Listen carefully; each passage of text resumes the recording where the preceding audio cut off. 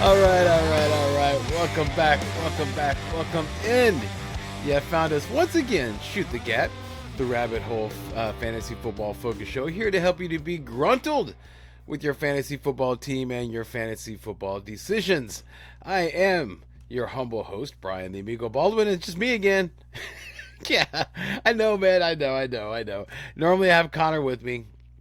And usually on Saturday shows that we record, we're sitting in the, what do we call that thing? The shooting range, yeah, yeah, which is the, our little recording spot. But anyway, we are where we are. Everything's cool, so I'm doing it on my own. Excuse me, Connor wasn't able to make it. So this is now the 164th show, October the 7th, in this hopeful year of our Lord. And man, this is a great show. I have a great show for you today. So today I'm going to be going over some, of course, the Start-Sit show. This is the Start-Sit show. Got to be careful with that. Start-Sit show for week 5. And also, got some news. So let's just go ahead and let's just jump straight into it right now. So let's hit some news. Is good news. No news is good news. If you ain't got any blues, if you ain't got any news, ha! All right, so let's go and get started with some news here. So let's start with some big stuff. Wow, wow. Let's just start off with that. This is a wow. What a crazy week for Indianapolis Colts running back Jonathan Taylor. Not only did he return to practice, but has been activated off the PUP list and now has received a massive 3-year, $42 million contract extension. Yeah. So the deal puts Taylor among the top 3 highest paid running backs in the NFL, with $26 million coming in guarantees.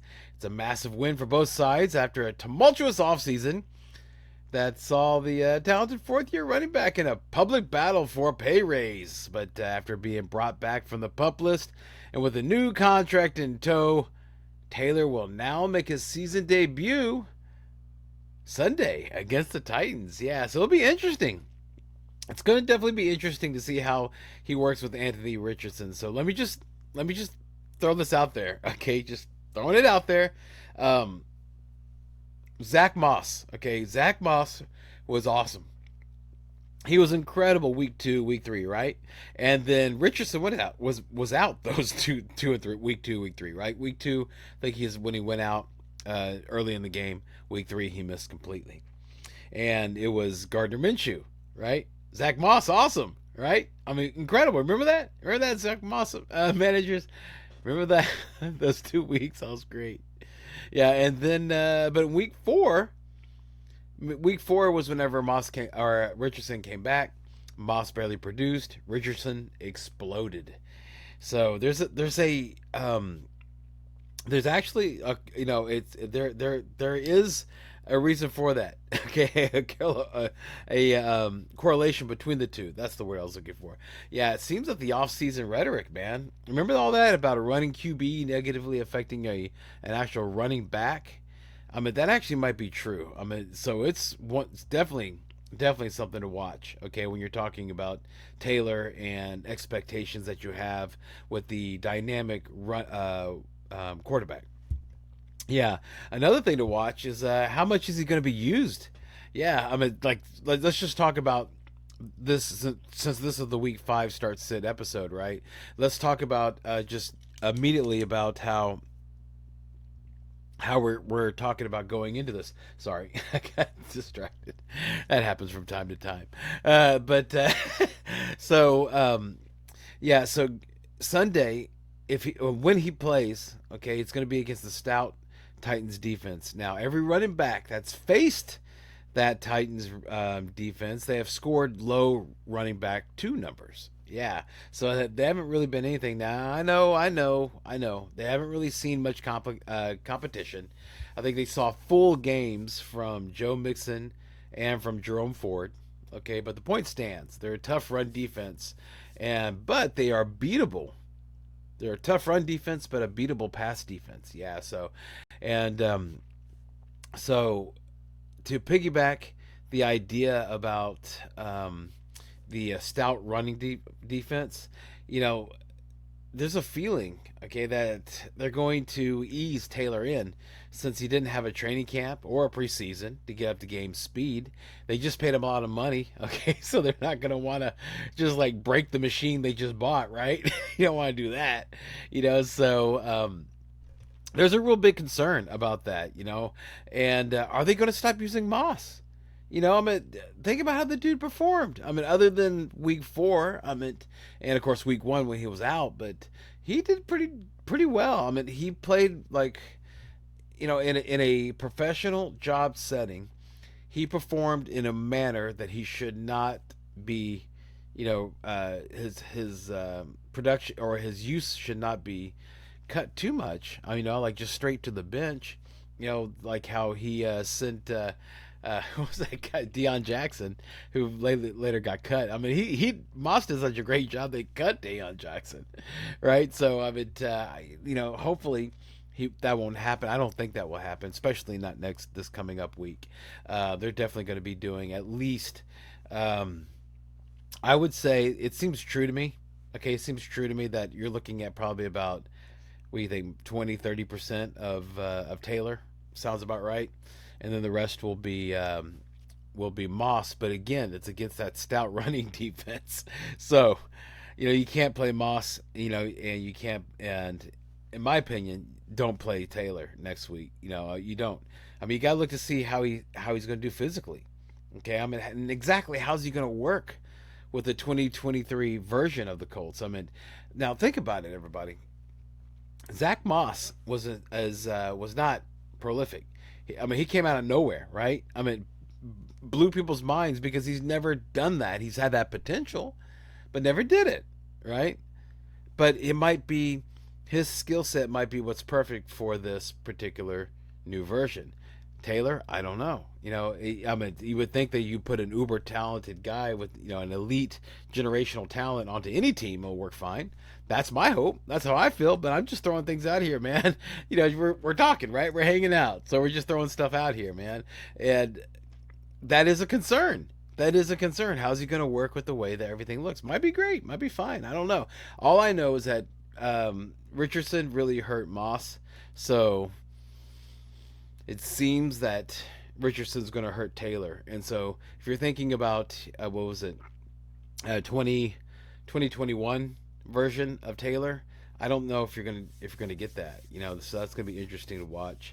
But what I would do though with Taylor, since now it's all out there and everything like that, I would go ahead and trade him as soon as possible. Right now you could logically get somebody like Eckler. And he's going to be coming back week 6. Right, so, and you might be okay. Like I try to do as quick as you can. Might be okay if Taylor looks good enough, but only plays sparingly against the Titans, so you can kind of sell it like they're easing him in, right? But I think his trade value is at the highest right now before he plays. Depending whenever you're watching this. I know we're releasing this on Saturday night. This is so. I'm doing that. We're doing this. I'm doing. I say we, royal we. I'm doing this specifically to make that this way y'all will be able to get like some up to date start sit stuff and new stuff, but also give you something different to think about while you're looking on Sunday morning. What exactly you're going to be doing Saturday night, Sunday morning. If you're watching it right now, that means that these decisions are keeping you up anyway. So hopefully I'm helping you out that anyway. But I am a man of a lot of hope. Okay, back to Taylor, and I'm really hoping that Anthony Richardson and he can work well together. We'll see. Back to Zach Moss. Don't man. Okay, don't drop him. And let me tell you why. Okay, if I look at right now. Okay, we're a month into the season. All right, that waiver wire's been just picked through. That pool's been just combed through 2 or 3 times, man. Right?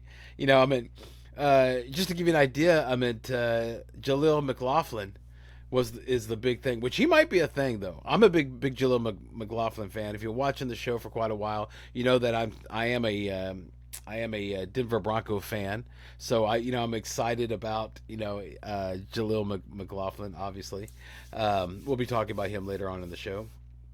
But Yeah. Don't drop Moss, because if I told you that you could have someone on your bench that if two things that have already happened this year happen again, the player would be a must-start, matchup-proof running back one. You'd want that guy on your bench, right?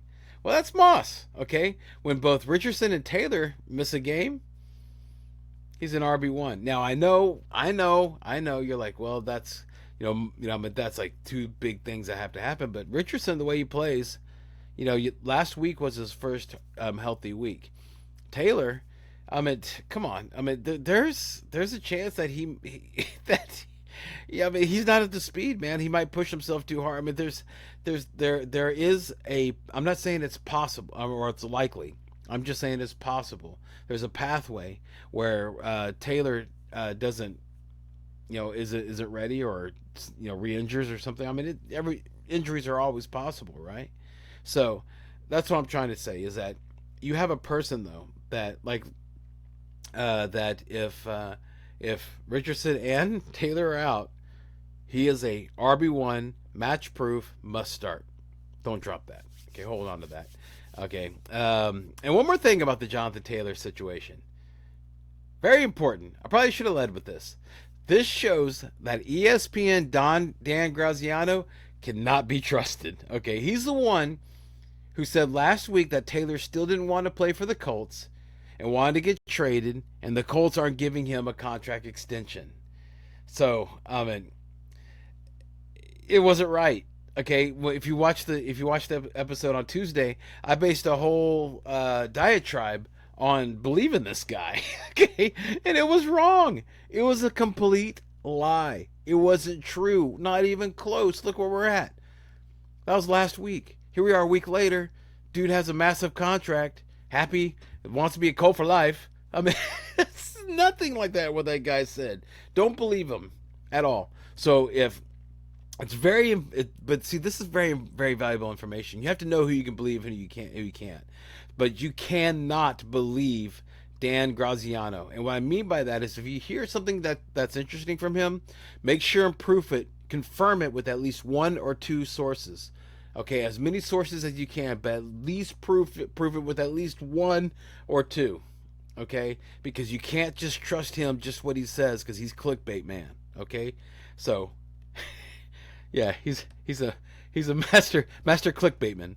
Okay, so yeah,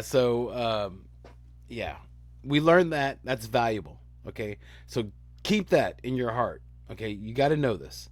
Speaking of another lying reporter, Monday, The Athletic's Diana Rossini reported that she spoke to a person inside the Rams organization who said that the team is worried about Cooper Kupp and want to be careful with him and not let him play unless he was at least 80 to 90% where he needs to be, and he's not even close to that.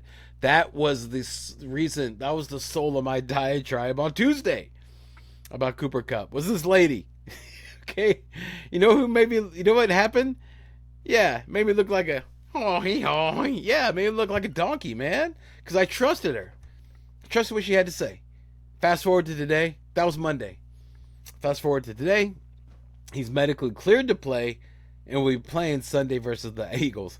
Where do you go from not even being close to 80 to 90% to all of a sudden you're cleared to play on Sunday? Out the ass. She speaks out the ass. Remember that. Athletics, Diana Rossini. All right? Remember that name. Okay? It's the same thing. You got to treat her the same way you do Graziano. If you hear something cool, make sure and confirm it with at least one or two sources, if not more. Because you cannot believe her if it's just her alone. Okay? Important. It's valuable information. I'm not trying to be mean to these people. I'm just trying to help you. Okay, I'm trying to help you, the fantasy football players, to know that when you hear these names, don't jump on it too quickly, because it's probably a lie. If it's just one source coming from, because that one thing that happened last week with Graziano, just him. Thing with Rossini on Monday, just her. So if it's just them, don't believe it. Confirm it first. Okay, it's important. You might make mistakes, like I did, talking like a donkey last episode. Okay, because of these people. Anyway. Okay, so Cooper Kupp. Let's talk about Cooper Kupp. All right, I would treat Cooper Kupp just like you would Jonathan Taylor. I wouldn't start him this week because you're not sure how he is. Plus, there's that, starting a player that, the first week when they're back from being injured, it's kind of,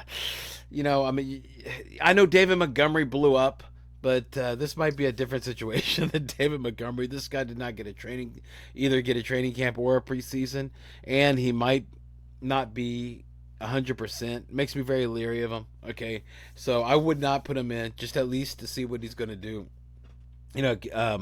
Hopefully you're not in a spot where you have to start him. If you have to start him, I understand, but don't be upset. You're taking a big risk. This is the Kendre Miller risk, from a couple weeks back, whenever Kendre Miller was in a perfect spot, and everything was setting up and everything was perfect for him, and then he didn't do anything. Might be the same thing, but he also has Puka. He has Puka. I don't think you can unring that bell. I mean, Puka's going to be used. He will be used. All right. So if you're a Puka manager like I am, then play him like I am. Because it's against Philadelphia. It's a great matchup. And if one thing that we could here's like the thing that's always talked about whenever you have a wide receiver, then a big dude gets traded there or comes off the IR or something like that. Like Cooper KUPP is. They're going to be paying attention to him. All right, that's going to loosen the coverage on Puka more. Okay, and so that actually might be a good thing for Puka. All right, so we'll see how it all goes. But I'm confident with Puka. Excuse me, pardon. Yeah, so if I'm confident in playing Puka. Okay, I mean that's just how I feel about it. But of course the obvious hit. No. On Cooper KUPP, before I move off this one point, I would look to trade him like now before he plays. I'm not exactly sure how he's going to look. Even though they say that he's going to play, doesn't mean he's going to play his full snaps. It's not like he's 100. They're going to throw him straight in there. It's going to be limited. All right, they're going to be cautious with him because they've been successful without him. So they're going to be cautious in putting him in. So I would not advise to starting Cooper KUPP. What I would advise though is to trade him. Yeah, because you have no idea how long he'll last and what the impact Puka is going to have on him. He didn't have Puka before. Puka's awesome. He catches everything. He demands targets. He's trusted by Matthew Stafford. That's huge. So all those things are big question marks. Try to go out and get something, get a big name receiver. Who's out there. It's difficult, like whenever I said Austin Eckler and all that, because that's just kind of throwing a name out there regarding Taylor. But look to see, who has a situation that they need a wide receiver and that they have something that you need. Okay, so because this guy, if you're being successful and he's been on your bench the whole time, it's a good time to go ahead and do that. Why? His trade value is high. I would definitely do that. Just because, not necessarily because you're wanting to screw over one of your league mates. If you play that way, that's fine. That's not the way I like to play. But it's also, what it does is that it takes you out of that iffy stuff, right? Get somebody more firm, Maybe Devontae Smith might be somebody. There we go. Or A.J. Brown, because A.J. Brown's been kind of in a weird, up and down thing, Might be able to do that. Might be able to do that for Cooper KUPP. You might. So you never know. And those are more firm things, right? You see where I'm going with this? Okay, but the obvious person that takes a hit actually is Tutu Atwell. I mean, come on. You can't start him this week until you see how he's used. He was hind titty behind Puka. Now he's going to be hind titty behind Puka and Cooper. So it's not a good thing. Same thing goes with Higbee. You want to see how things are going to work out. It's a brand new situation with the wide receivers. All right, it's a brand new situation. So whenever you handle brand new situations, you put it on the bench. It's theory, and let it see how it goes. All right. Okay, cool. Moving on to two big injuries on one team: Amon-Ra St. Brown and Jahmyr Gibbs. Yeah, Amon-Ra, this is, of course, on the Detroit Lions. Amon-Ra St. Brown is listed as doubtful for Sunday's game against the Panthers due to an abdomen injury. Yeah, so considering he didn't practice at all this week prior to his listing on the Lions' final Week 5 injury report, St. Brown likely has less than 50-50 odds to be available Sunday, Coach Dan Campbell told Adam Schefter of ESPN earlier Friday. Josh Reynolds has a groin issue. Yeah, he's questionable heading into the weekend. So the status of the team's top 2 wide receivers is up in the air. But Jameson Williams is set to play. Yeah, how do you feel about that? Yeah, you could start Williams in the flex. Absolutely. See what he does. But he's a complete unknown. Kendre Miller again. All right? I'm a complete unknown. You can get 20 points or you can get 2. All right? So, whatever. It's a huge gamble. Okay? And if you need it, I understand it. But, it really is his first game back. Didn't have a preseason either or a training camp. I wouldn't do it, but I could see the path. There's a path, but hopefully you have something better. I would start Romeo Doubs over him. I would start Zay Flowers over him. Garrett Wilson, of course, over him. These are some names that are kind of like in that weird area. Even though they shouldn't be honest with you. They've got great matchups, especially Garrett Wilson and Zay Flowers. And Romeo Doubs, he's been hitting 20-20 every time. We'll be talking about them later. I did, regarding St. Brown, I did see a video from a doctor regarding St. Brown's injury. And the medical opinion, with a little bit of info that we have right now, the fact, which is basically the fact that it's an abdominal injury and he hasn't practiced all week. All right. What I've read is that the spectrum could be anywhere between just a strain of the oblique muscle, which was close to what Puka Nacua had, right? Which you saw, it didn't really affect him that much. But if it did knock him out this week, which it sounds like it's going to, it'd only be like maybe a week or 2 that, at most, that he would be out just to recover that. It would be fine. It recovers kind of fast. The big fear is sports hernia, because that would require surgery, would knock him out for the fantasy football year. I think he would return for playoffs and NFL playoffs, but not for the fantasy football. But need to tell you this though, that Amon-Ra St. Brown did have a sports hernia when he was in college back in 2020, but it was surgically repaired. And according to the doctor that I read about this, it's very rare to re-injure a surgically repaired sports hernia. Okay, so that's good, right? Good. But sports hernia is like on one side. Okay, okay, it's not like it's like it's like a bicep. You got this bicep, that bicep. Hernia, you got one side of the body that it can strain. You got the other side of the body that it can strain. So the most likely way, though, that he could receive a sports hernia, that I read, is if it's on the other side of the body. Okay, which that's possible. It's possible that he had that toe injury. It's compensating for the toe injury, caused him to get that. Hopefully that's not the case. Hopefully it's just an oblique situation. Only a couple of weeks. Just keep your ears open on the reports, on his injury. But again, if it's from Dan Graziano, Dan Rossini, check it in a couple spots first, okay, before you see it as gospel, okay? All right. Jahmyr Gibbs has been downgraded to doubtful ahead of Sunday's contest against the Panthers due to a strained hamstring. That Gibbs was added to late to Friday's injury report was an unfortunately telling sign. It appears that the rookie is slated to miss the first game of his career. Yeah, so he looks like he isn't going to play Sunday. All right, and so with Amon-Ra St. Brown and Jahmyr Gibbs likely out, of course, gave him Montgomery benefits, of course.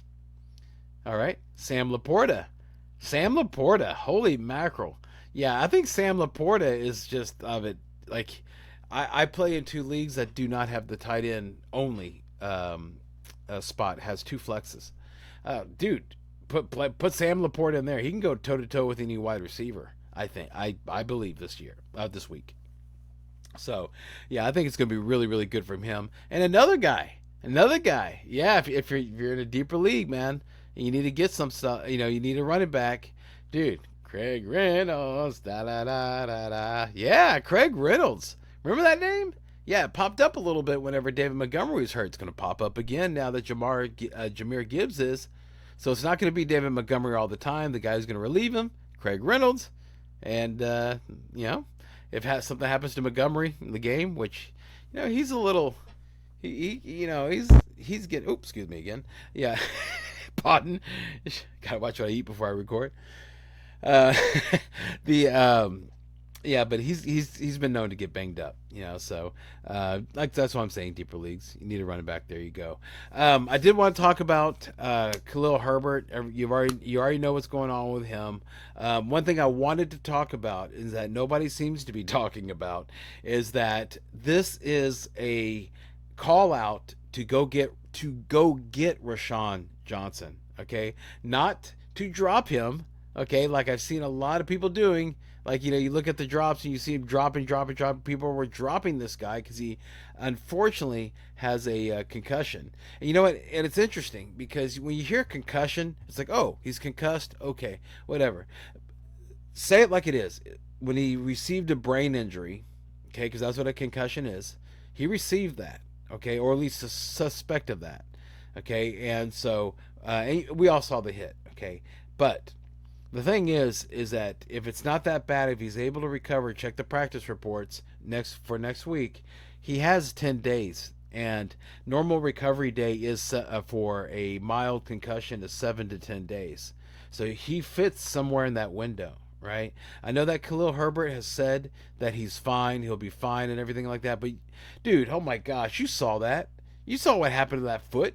And then not only that, but you saw the very next time he tried to run the ball, there was two plays.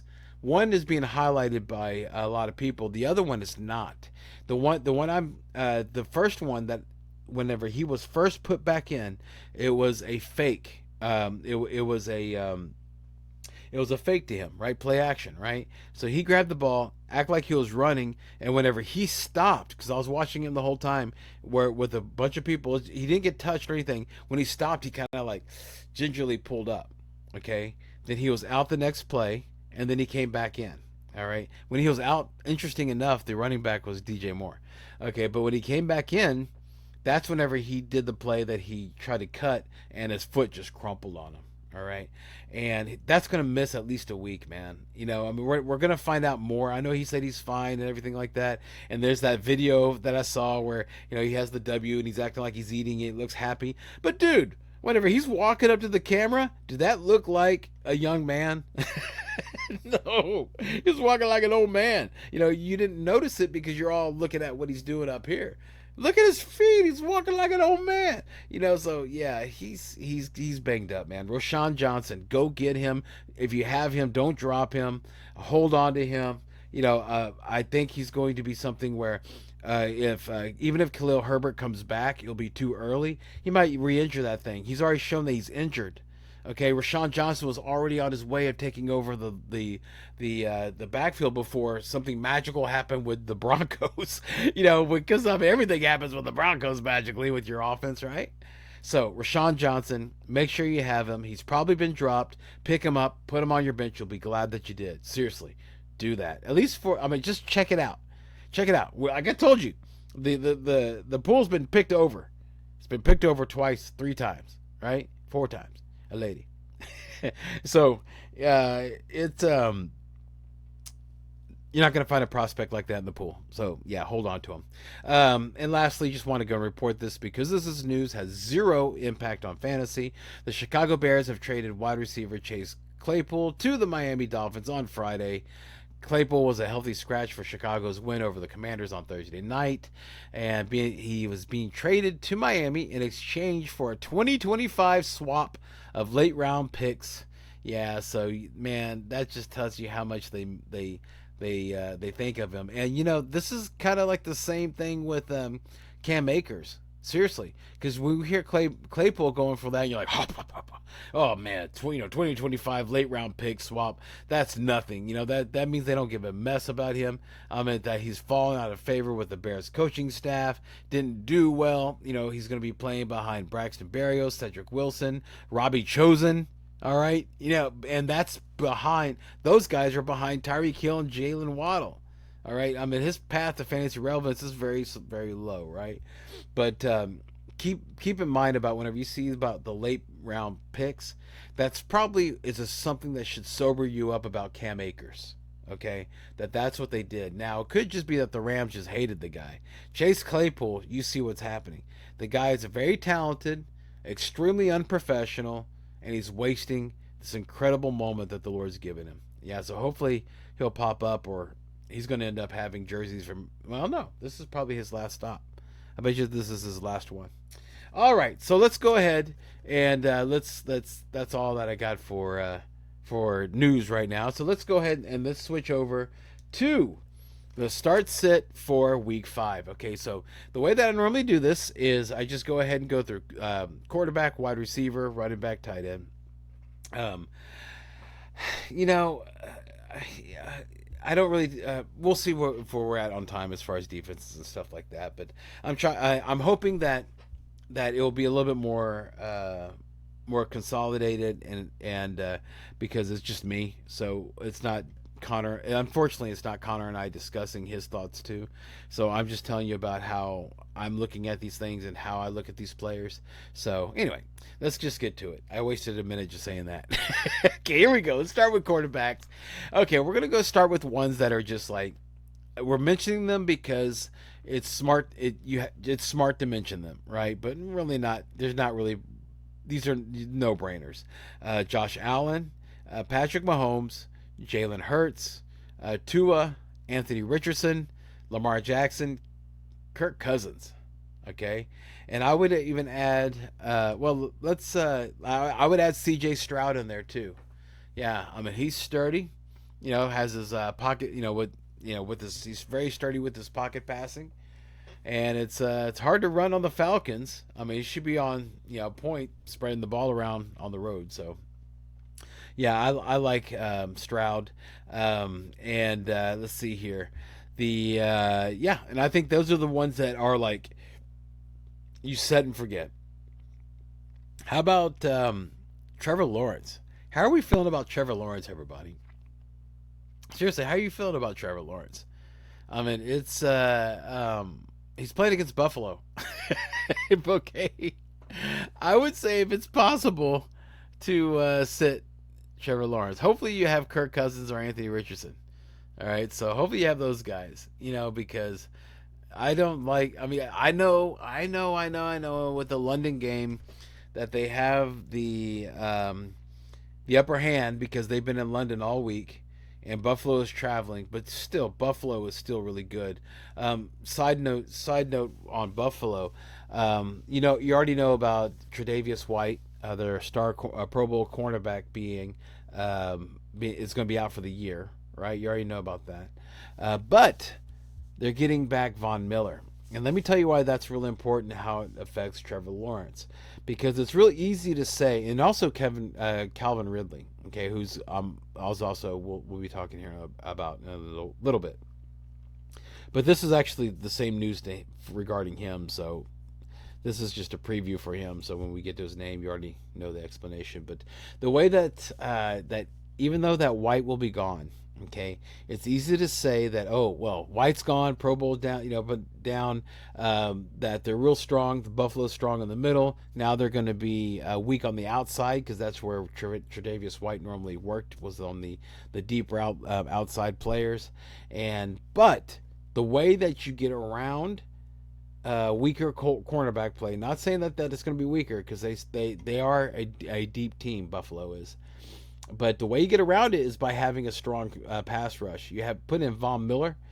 If he's as healthy as everybody's hoping is, and he says he is, and all reports are that he is, then you're going to see that guy causing a lot of stress on that line, that offensive line for the Jaguars, and that's going to cause a problem for Trevor Lawrence and for all the other pieces of the Jacksonville Jaguar offense. So I put Trevor Lawrence as a sit.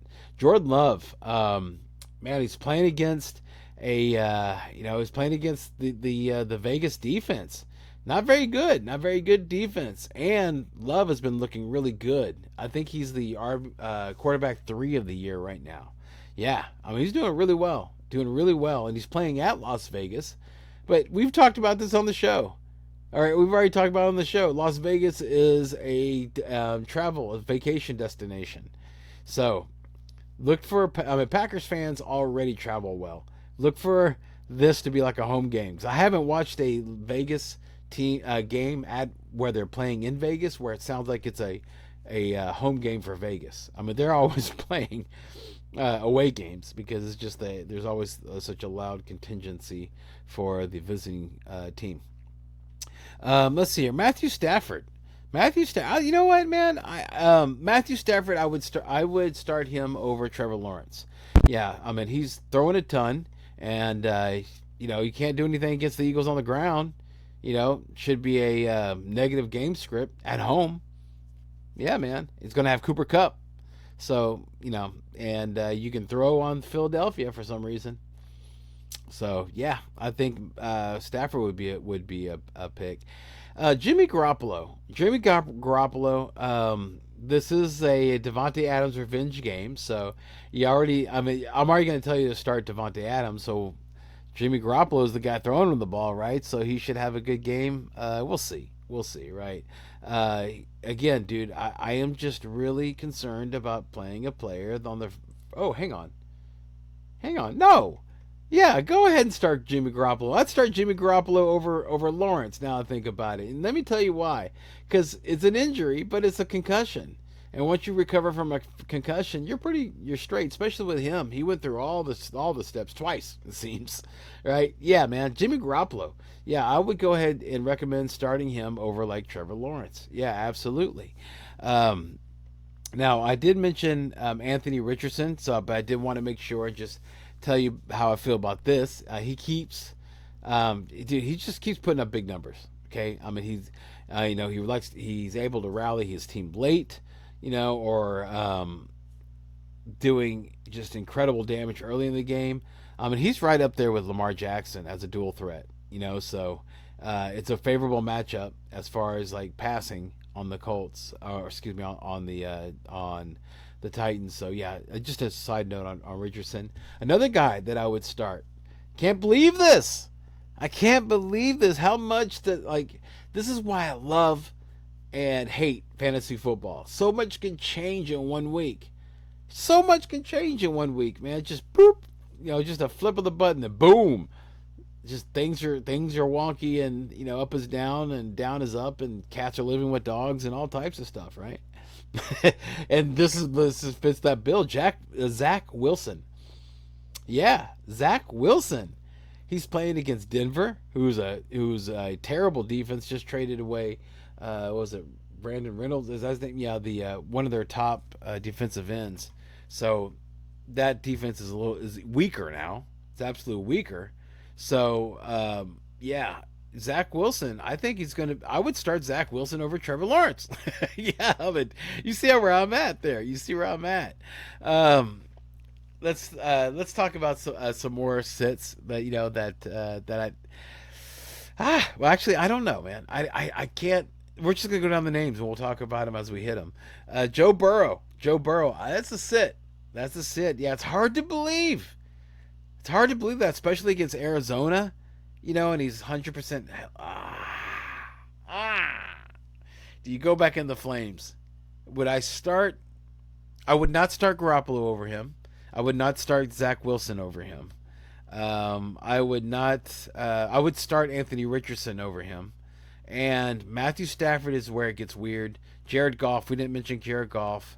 Jared Goff is a start, or was a start. I don't think I would do that now. With his weapons being injured, so he's a sit. So we won't put him in there. But Matthew Stafford or Joe Burrow. Joe Burrow at Arizona, Matthew Stafford at against Phillies. Holy mackerel! If I had to make that decision,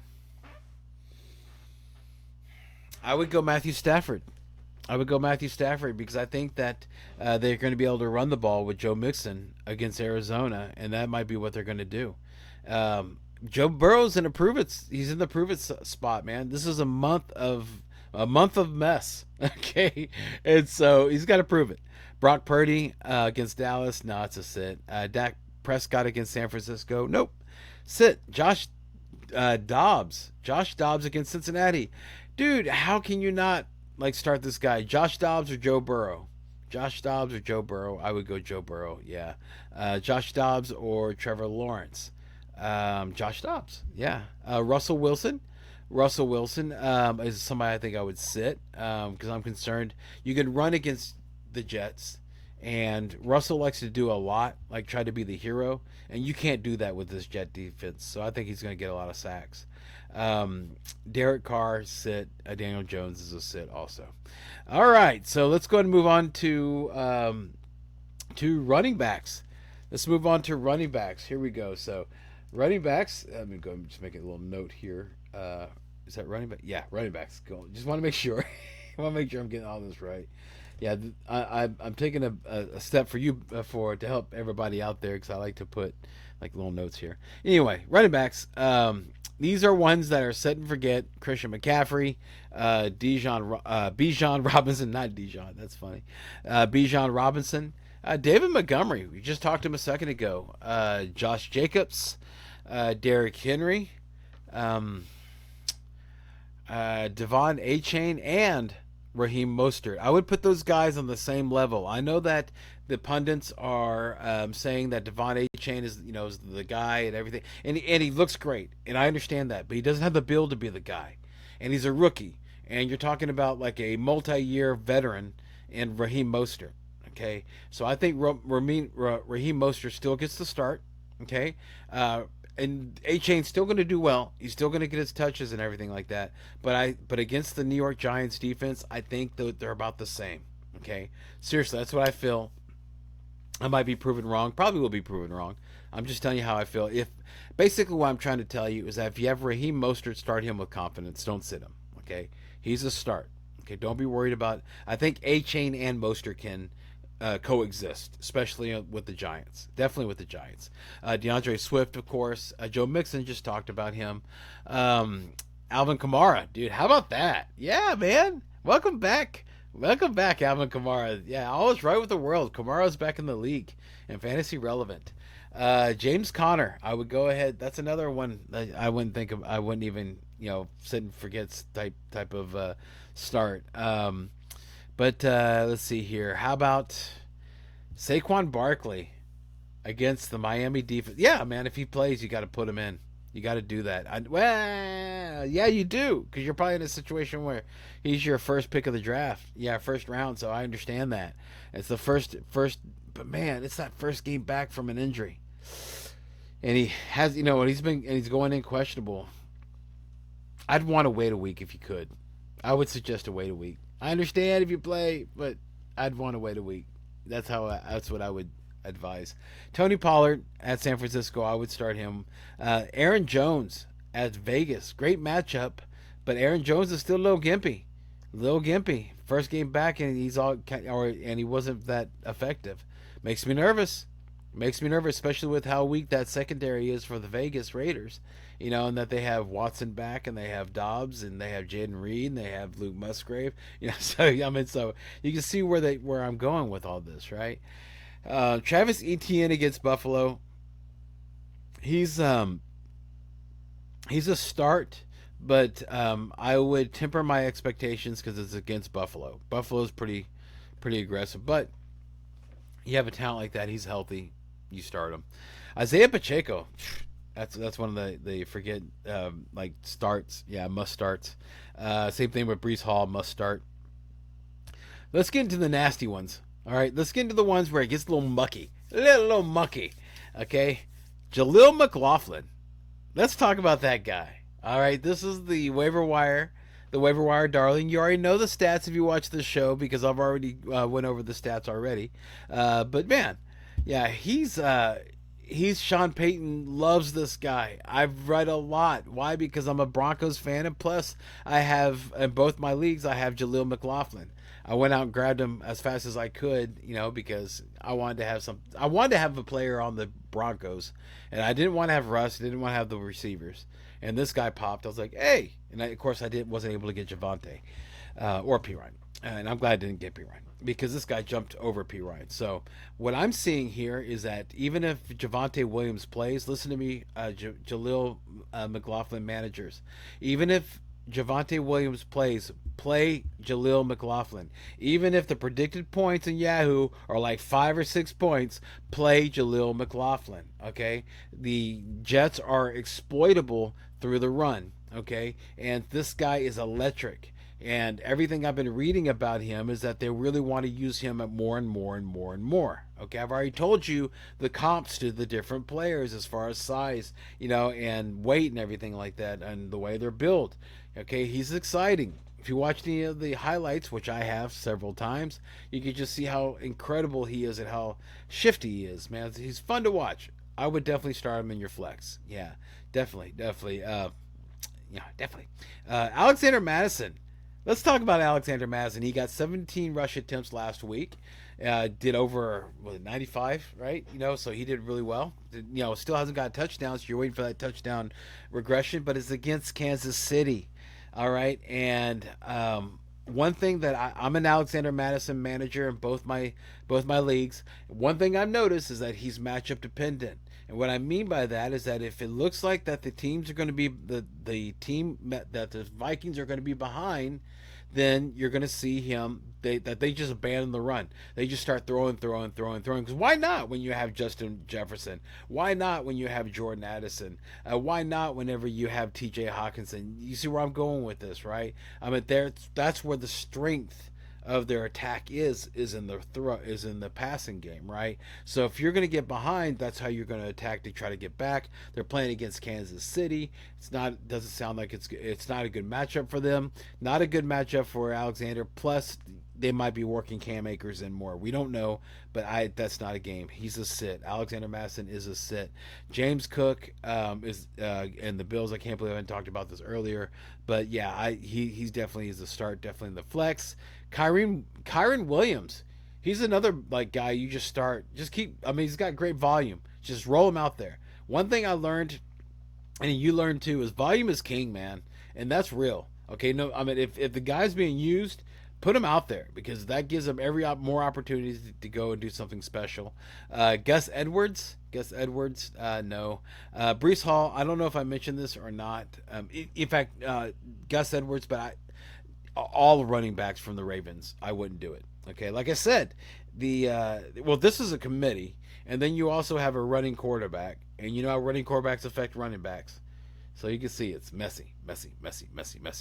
Yeah, so but I did want to mention about Breece Hall that the head coach came out and said there's no more snap counts on him. So they're going to release the Breece, and we'll see what happens. Okay, so, and against Denver, it's pretty exciting. So, yeah, I'd be excited about him. Dameon Pierce, again, volume. He's somebody that you can start. I would not recommend sitting him because of volume.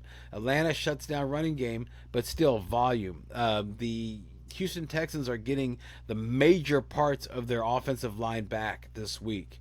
So it's not going to be the same offensive line that you've been seeing this whole month, right? These guys are going to be coming back in now. And we're talking about the strong pieces like Tunzel. It's probably a name that everybody recognizes, Laramie Tunzel. Yeah, he's coming back. Some other pieces of the lines come back, I could tell you, but it doesn't matter. The point is that their starters are coming back. It's going to be a better run game. I would go ahead and start Dameon Pierce, but RB2 type thing. Tyler Algier, he's another guy. Tyler Algier is interesting to me. Okay, the Texans' run defense is terrible. Okay, I mean, I know that they've been looking good and everything like that. I'm a Texans fan, of course. I'm on the fan council, so of course, I'm going to be a little cheering for the home team. But I'm also helping you guys out. I could see this as. Do you remember the beginning of the year? Even though we've been in for a month, like the first week or two, whenever Tyler Algier was the closer. Well, I think that's what we're going to see. We're going to see Bijan do really well, and then in the fourth quarter, we should see Tyler Algier. So play him accordingly. Flex. Miles Sanders, I would not. That groin injury, bad offensive line, no, I would sit him. Najee Harris, I would sit him. You already know the situation with him. Okay, playing against Baltimore, that's a tough run defense to begin with, but also he's got a Jalen Warren problem. Neither one of those guys are playable.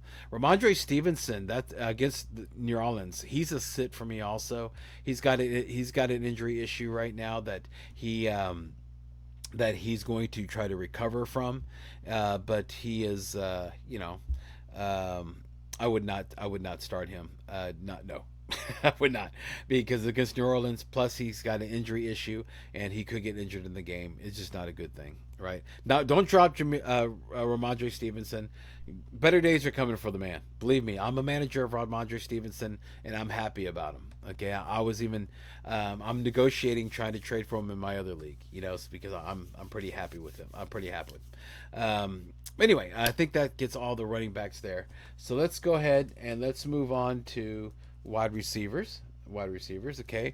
And again, these are going to be pretty easy. Devontae Adams, these are all starts that must starts, guys. Devontae Adams, Tyreek Hill, Justin Jefferson, Stephon Diggs, AJ Brown, Jamar Chase, Puka Nacua, Brandon Ayuk, CeeDee Lamb, Devontae Smith, Chris Olave, Jalen Waddle, Gabe Davis. These are people I'm telling you to start with no problem. Garrett Wilson, Zay Flowers, Nico Collins. Yeah, these are guys that I would tell you to start with no concern. Michael Pittman.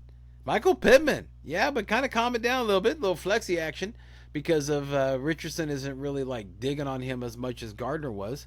But no, he's part of the attack. So, and who are they playing against? Tennessee, who's easy exploitable in the secondary. So if you have him, definitely he'd be a great flex. Deebo Samuel, I would sit him against Dallas. You got to prove it, Deebo. You make me nervous. I don't need no decoy stuff, Deebo. Calvin Ridley, he's a sit.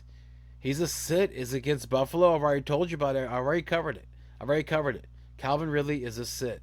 Absolutely, in my opinion. In my opinion only. And I told you why. But I'm just here just to help you out, to give you ideas here.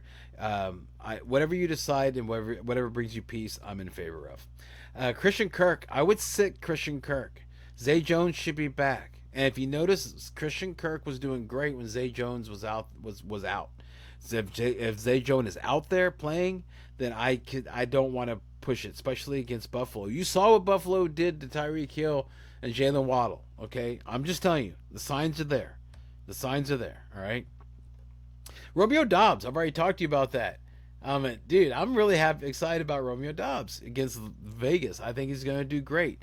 I'm a manager of Romeo Doubs, both my leagues, and in my league, the way that the scoring is full point PPR, he has at 1 point for first downs, 6 point touchdowns. He gets his numbers were week 1 20, week 2 20, week 3 6, week 4 20.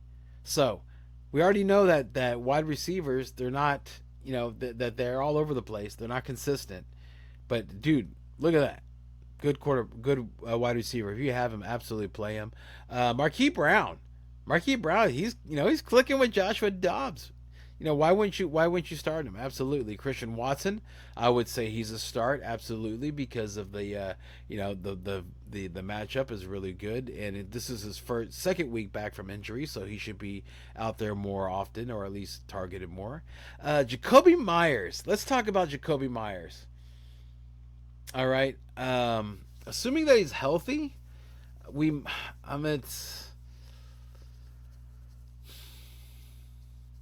you can start him, but I wouldn't expect a lot, because I think that they're going to be focusing on Devontae Adams, trying to make the whole revenge game thing going. Even though Devontae Adams is going to probably be covered by J.R. Alexander. However, J.R. Alexander's not a shadow corner. He usually stays on whatever side it is. So if they move Devontae Adams away from him, then it might not be a problem. Okay, so Jacoby Myers, though, you can start him, but I would think wide receiver 2, low wide receiver 2 numbers. That's what I'm thinking, because I think they're going to focus on Adams, in my opinion. Yeah, now if Adams gets hurt because he's been missing or whatever, then that's a different story. But that's why I would say to start him, because there's a path to greatness there. Adam Thielen, man, dude, how can you not trust him? unless you have better options. If you do have better options, then go for it. But Adam Thielen, he seems like he's a solid play against. It's against Detroit, so I would temper expectations again. Kind of like the same way I would treat him the same way that I would look at the dude that I was just talking about, Jacoby Myers. Yeah, exactly the same thing. Tutu Atwell, where he talked about that. Rashee Rice. Yeah, I have a hard time starting wide receivers from Kansas City Chiefs. That's because I've been burned before, and I don't want to go down that again. Michael Wilson, I would start him. Holy mackerel, he looked good. 2 touchdowns last week. Yeah, I like him. Yeah, I would definitely go ahead and start him. DeAndre Hopkins, no. I just don't like it. I hope you have something else. Yeah, I would sit him. Cortland Sutton is a sit. George Pickens. If Mitch, well, I would not start him because Mitch Trubisky is not good news for him. And then it's either that or a banged up Kenny Pickett. And a healthy Kenny Pickett was already kind of Michael Thomas, he's a start. You know what he gives you. So he's a good floor play. Drake London, I would not start him just because I don't like any of the passing stuff from Atlanta. Jerry Jeudy, I would not start him either against the Jets. Jordan Addison, yes, absolutely start him. And Jaden Reed, I would start him too, but as a flex type of guy. All right, let's go ahead and let's move on to the tight ends. Okay, let's go ahead and do that. Okay, that shouldn't take long. Okay, just tight ends. Here we go. Travis Kelce, yes. T.J. Hawkinson, yes. Mark Andrews, yes. Sam Laporta, to the moon. Absolutely. George Kittle, no. I'm not going to start George Kittle against Dallas. Darren Waller, I think, against Miami. For tight ends, yeah, start him. Evan Ingram, why would you not start Evan Ingram? I know that he's playing against Buffalo, but dude, he's like the first read by Lawrence. So if anybody's gonna get the ball, it's gonna be Evan Ingram. So the tight end section stinks. You heard me say earlier, I play in 2 leagues that do not have a tight end only position. Why? Because they're both progressive leagues, and we've noticed that tight end. You know what the tight end only position is? It sucks. Really, it's terrible. It's awful. It's dumb. Should be done away with. It's almost as dumb as the waiver wire. Waiver wire stupid, and then tight end specific only. Stupid. Dallas Goedert. See. You have to start Dallas Goedert because of the name and where you drafted him. Stupid, but I don't think he's going to produce high. He hasn't proved it. He's got to prove it. I already told you about Tyler Higbee. Jake Ferguson though against San Francisco, he's got the eye of Dak.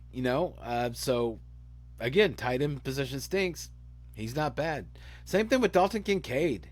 Yeah, Dalton Kincaid. I would go ahead and start Dalton Kincaid against Jacksonville. Tyler Conklin against Denver. Of course. Cole Kmet did fantastic against Denver. Why wouldn't Tyler Conklin? Yeah, so I'm telling you, tight end stinks. Zach Ertz.